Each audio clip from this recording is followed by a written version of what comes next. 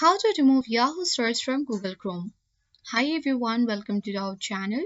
This is Rose and I'm here to guide you on how to remove Yahoo search from Google Chrome.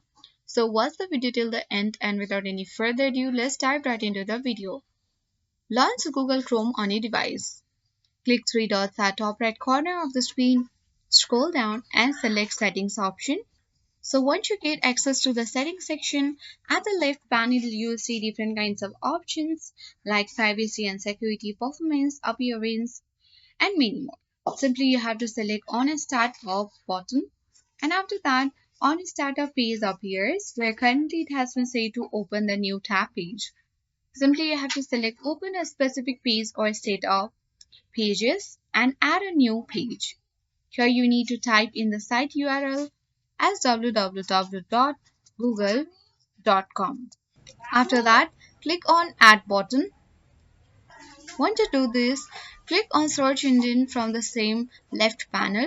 And here, if it is changed to Yahoo or any other, you simply need to click on the Change button. And here you have to set it to Google instead of Yahoo.